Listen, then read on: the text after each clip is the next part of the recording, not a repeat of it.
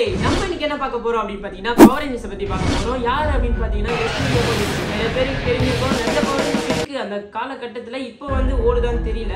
வாங்க வீடியோக்குள்ள போயிடலாம். ஃபர்ஸ்ட் வந்து சோத்திரை அடி வாங்கியாச்சு, சேத்திரை அடி வாங்கியாச்சு.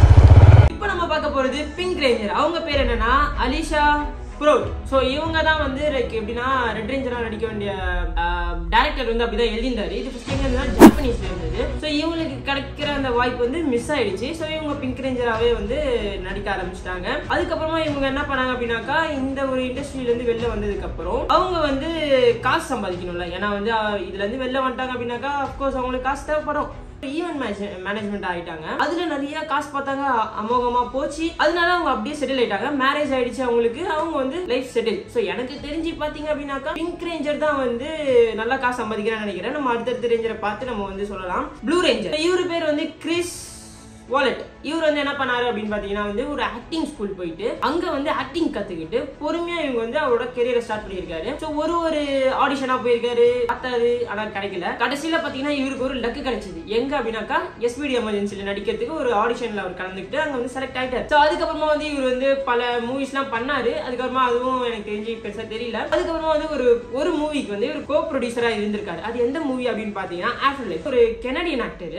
இதுல வந்து அமெரிக்கன் ஆக்டரை போட்டோம் அப்படின்னாக்கா அவங்க வந்து நிறைய காசு வந்து செலவு பண்ணி வேண்டிய இருக்கு. அதனால கெனடியன் ஆக்டரை போட்டா அப்படின்னாக்கா இவங்களுக்கு செலவு பண்றதுக்கு அவசியம் இல்லை. இது வந்து ஃபர்ஸ்ட் சபன் கிட்ட இருந்தது. சபன் கிட்ட இருந்து அவங்க டிஸ்னிக்கு போச்சு. டிஸ்னி தான் என்ன பண்ணாங்கன்னா கஞ்சப்பா எல்லாம் என்ன பண்றாங்கன்னா கெனடியனா போட்டுடலாம், இவங்களுக்கு காசு கம்மியா கொடுத்தலாம் அப்படின்னு சொல்லி அவங்களோட ப்ரொடக்ஷனை எங்க கொண்டு போய் வச்சாங்க அப்படின்னு பாத்தீங்கன்னா நியூசிலாந்துல வச்சு அங்க பிலிம் ப்ரொடக்ஷன் அவங்க வச்சு நடத்த ஆரம்பிச்சிட்டாங்க. எவ்வளவுக்கு கம்மி பண்ணுமோ அவ்வளவுக்கு அவங்க ஆக்டர்ஸ் எல்லாம் வந்து கெனடியன் ஆக்டரா போட்டு அவ்வளவு பட்ஜெட்டை கம்மி பண்ணாங்க. கிரீன் ரேஞ்சர் அவர் பேர் வந்து பிரிட்ஜ். இவர் என்ன பண்ணிருக்காரு அப்படின்னாக்கா ஒரு ஆக்டரா இருந்திருக்காரு. அதே சமயத்துல இவர் ஒரு ரைட்டர். செம இன்ட்ரெஸ்டிங்கா இருக்குல்ல. சோ இவர் ரைட்டர். இவர் வந்து என்னென்ன படம்லாம் பண்ணிருக்காங்க பாத்தீங்க அப்படின்னாக்கா யங் அண்ட் ரெஸ்ட்லெஸ், அதுக்கப்புறமா டேக் கேர் அப்படின்னு ஒரு மூவி நடிச்சிருக்காரு 2016ல. அதுக்கப்புறமா பியூர் அது வந்து 2017ல. இவரும் ஆக்சுவலா ஒரு கெனடியன் ஆக்டர். சோ இவர் வந்து ரெட் ரேஞ்சரா வந்து நடிச்சிருப்பாரு. ஃபைனலா நீங்க பாத்தீங்க அப்படின்னாக்கா ப்ளூ ரேஞ்சரும் போயிடுவாரு, ரெட் ரேஞ்சரும் போயிடுவாரு. ரெட் ரேஞ்சர் ஏன் போனான்னு சொல்லிட்டு அது அப்புறமா சொல்றேன். அது பெரிய கதை. அது இதோட இன்ட்ரெஸ்டிங்கா இருக்கும். இவர் வந்து கிரீன் ரேஞ்சர் வந்து ரெட் ரேஞ்சரா மாறி நடிச்சிருப்பாரு. அப்புறமா வந்து என்னாச்சுன்னு எனக்கும் தெரியல.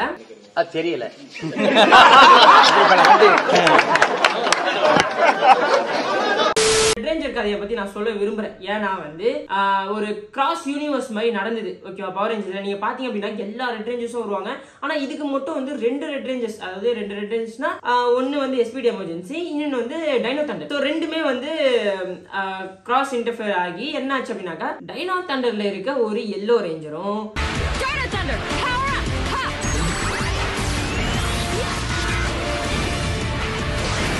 எஸ்பிடி எமர்ஜென்சில இருக்க ஒரு ரெட் ரேஞ்சரும் மிங்கிள் ஆகி அவங்க லவ் பண்ண ஆரம்பிச்சிட்டாங்க. அதுக்கப்புறமா வந்து ஷூட்டிங்லயே பாத்தீங்க அப்படின்னாக்கா அப்படி இப்படின்னு சொல்லி சுத்தி இருந்தாங்க. அதனால வந்து ஷூட்டிங்ல என்ன பிரச்சனையாச்சுன்னு தெரியல. அதுக்கப்புறமா இவங்களுக்கு வந்து ரெண்டு பேருக்கும் பிரேக்கப் ஆயிடுச்சு. நான் இன்னும் ஒரு நிமிஷம் கூட இருக்க மாட்டேன். எங்க அப்பாவே நீ பேசிட்டீல போடு பிரேக்கப். சோ அதுக்கப்புறமா இவங்க நடிக்கிற இடத்துல நான் இருக்க மாட்டேன், அவன் என்ன சொல்றான் அவங்க நடிக்கிற இடத்துல நான் இருக்க மாட்டேன் அப்படின்னு சொல்லி ரெண்டு பேருக்கும் சண்டை முத்தி போச்சு. இதான் நடந்தது. அதுக்கப்புறமா தான் ப்ளூ ரேஞ்சர் ரெட் ரேஞ்சரா மாறின கதை. ஒமேகா ரேஞ்சர்னா உங்களுக்கு டக்கு ஞாபகம் வரும், என்னடா இவன் எதையும் ஒண்ணு முறுக்கிற மாதிரி இருக்குமே அப்படின்னு சொல்லிட்டு அவன் ஒயிட் கலர்ல அவனோட இதுவே வந்து ஒயிட் ஷூட் தான் இருக்கும். ஆனா வந்து அவனோட ஃபேஸ வந்து எனக்கு தெரிஞ்சு யாருமே பார்க்கல. ஏன்னா யாருமே காமிக்கல. அந்த ஸ்பீட் எமர்ஜென்சி ஷோலயே வந்து ஒமேகா ரேஞ்சரோட ஃபேஸ காமிக்கல. ஆனா வந்து லாஸ்ட்ல அவங்க வந்து எல்லாம் முடிஞ்சதுக்கு அப்புறம் நான் வந்து என்னோட உலகத்துக்கே போறேன் அப்படின்னு சொல்லி பாய் சொல்லிட்டு போகும்போது அவரோட ஃபேஸ காமிப்பாங்க. ஆனா அந்த ஃபேஸ் வந்து அவரு கிடையாது. அந்த ஸ்டண்ட் மேன், அவங்க அந்த சூட்ல நடிச்சால ஸ்டண்ட் மேன், அவரோட ஃபேஸ காமிச்சிருப்பாங்க. எவ்வளவு பட்ஜெட்டை கம்மி பண்ணணுமோ அவ்வளவு பட்ஜெட்டை கம்மி பண்ணிருக்காங்க. Let's go Nova. Right. Goodbye my friends. So long. Goodbye. ஜாப்பனீஸ்ல வந்து இந்த ஷோ வந்து நடக்கும்போது ஒமேகா ரேஞ்சரோட ஃபேஸ் இருக்கும், எல்லாமே காட்டியிருப்பாங்க. ஆனா இதுல வந்து காட்டவே இல்லை. எதுக்குன்னு தெரியல. ஏன்னா வந்து ஸ்டண்ட் மேனை வச்சே முடிச்சிடலாம், இவரு காசு கம்மியா கொடுத்து முடிச்சிடலாம் அப்படின்னு சொல்லி டிஸ்னி பிளான் பண்ணிருக்கலாம். ஃபியூச்சர்ல இருந்து வருவாரு. ஃபியூச்சர்ல இருந்து வந்து இங்க இருக்கிறவங்களுக்கு வந்து பாஸ்ட்ல வந்து ஹெல்ப் பண்ணிட்டு போற மாதிரி இருக்கும் அந்த ஸ்டோரி. ஒமேகா ரேஞ்சர் அப்படிதான் பண்ணுவாரு. காலத்தை தாண்டி பயணிக்க கிளம்பிட்டான். அவன் 2020க்கு போயிருக்கான். ஏன் போடான்? அவன் வாழ்க்கையில நடந்த கோர சம்பவத்தை தடுத்து நிறுத்த தான் போய் எல்லோ ரேஞ்சர் உங்களுக்கு எல்லாருக்குமே பிடிச்சிருக்கும். ஏன்னா அந்த ஷோ பார்க்கும்போது யாரா இவ அப்படின்னு சொல்லி பார்த்திருப்பீங்க. அவங்க பேர் வந்து மோனிகா மே. 12 வயசுலயே வந்து ஆக்டிங் வந்து அவங்களுக்கு ரொம்ப பிடிச்சி போய் தான் அவங்க வந்து ஆக்டிங் ஒரு இதுலயே வந்திருக்காங்க.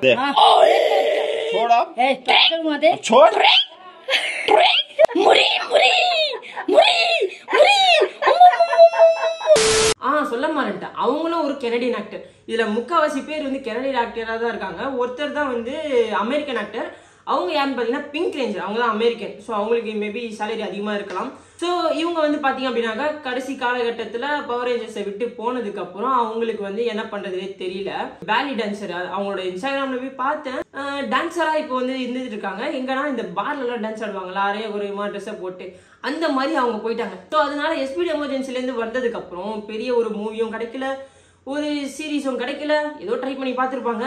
இதுதான் அவங்களுக்கு டான்ஸ் தெரிஞ்சதுனால அந்த இதுல போயிட்டாங்க. ஸோ அவங்க போயிட்டு ஜாலியாக டான்ஸ் ஆடுறது அது அவங்களுக்கு ஒரு பேஷனா மாறிடுச்சு. இப்போ அவங்கள பாத்தீங்க அப்படின்னாக்கா இன்ஸ்டாகிராம்ல அவ்வளவுதான். ஸோ அதுக்கப்புறமா வந்து ஒரு யோகா இன்ஸ்ட்ரக்டராகவும் இவங்க இருந்திருக்காங்க. ஃபர்ஸ்ட் யோகா பண்ணியிருக்காங்க. அடுத்தது நம்மளுக்கு டான்ஸ் நல்லா வரும் அப்படின்னு சொல்லி அவங்க அதுக்கு போயிட்டாங்க. அவங்க இப்போ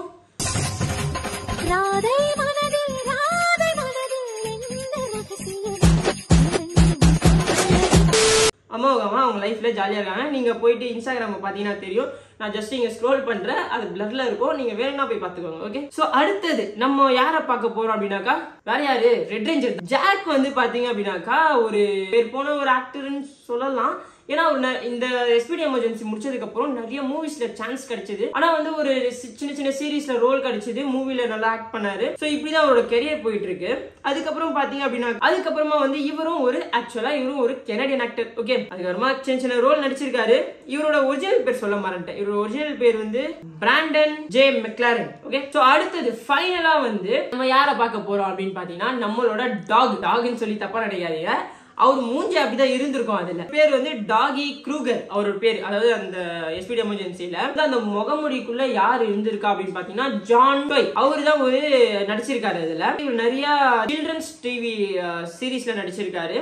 இவரு தான் எனக்கு தெரிஞ்சு பாத்தீங்க அப்படின்னாக்கா இவரு தான் ஒரே நேரத்துல 2 பவர் ரேஞ்சர்ஸ்ல நடிக்கக்கூடிய ஒரு வாய்ப்பு கிடைச்சிருக்கு. மெஸ்டிக் ஃபோர்ஸ்ல வந்து இவர் வந்து ஒரு என்ன ரோல் நடிச்சிருப்பாரு. அதுலயும் கிட்டத்தட்ட ஒரு பெரிய ஆள் மாதிரி தான் நடிச்சிருப்பாரு. அது யார் அப்படின்னு பாத்தீங்க அப்படின்னாக்கா சோலாரிஸ் நைட் அப்படின்னு சொல்லிட்டு அவர் நடிச்சிருப்பாரு. அது வந்து ஒரு ஜீனி மாதிரி இருக்கும். உள்ள ஞாபகம் வருதா? ஜீனி மாதிரி இருக்கும். அதை வச்சு இப்படி தேய்ச்சிட்டு ஜீனி வெளில வரும். அவரோட பவரே அந்த மாதிரி தான் இருக்கும்.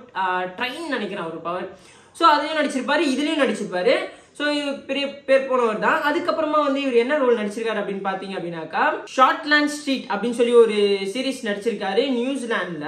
இவர் நியூசிலாந்து போயிட்டு அப்புறம் அதுக்கப்புறமா வந்து Hobbit the Battle of 5 Armies அப்படின்னு சொல்லிட்டு அதுல வந்து ஒரு என்ன ரோல் அப்படின்னாக்கா பால்க் அப்படின்னு சொல்லிட்டு ஒரு அதுல வந்து அதான் ஒரு மாதிரி ஏலியன் மாதிரி இருக்கும்ல, அதுவா இவர் நடிச்சிருக்காரு. அதுக்கப்புறமா வந்து ஸ்டார் வார்ஸ் ஸ்டோரியில வந்து பாத்தீங்கன்னா வந்து சோலோ அப்படின்ற ஒரு கார் ஷோ ஆக்டர் இவர் நடிச்சிருக்காரு. அதுக்கப்புறமாக ஃபாஸ்ட் அண்ட் ஃபியூரியஸ்ல ரோமன் ரெயின்ஸோட ராக்கோட தம்பியா நடிச்சிருப்பாரு. தம்பியா அண்ணனான்னு தெரியல, ஆப்ஷன் ஷால வந்து நடிச்சிருப்பாரு. ஓகேவா?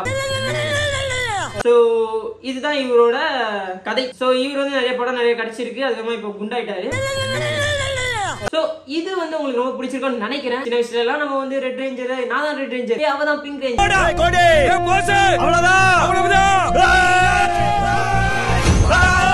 அப்படின்னு சொல்லி மாறி மாறி சண்டை போட்டுருப்போம். நம்ம ஃப்ரெண்டு கிட்டே கசின்ஸ் கிட்ட எல்லாம் வீட்டுக்கு வந்தாக்கா நான் தான் ரெட் ரேஞ்சர், இதான் ப்ளூ ரேஞ்சர் அப்படிலாம் சண்டை போட்டுருப்பீங்க. சோ அது நமக்கு வந்து கமெண்ட் செக்ஷன்ல லீவ் பண்ணுங்க. சோ இதுக்கப்புறம் இந்த வீடியோ வந்து எனக்கு தெரிஞ்சு ஒரு 100 லைக்ஸ் வந்தது அப்படின்னாக்கா டேக் கேர், பை பை.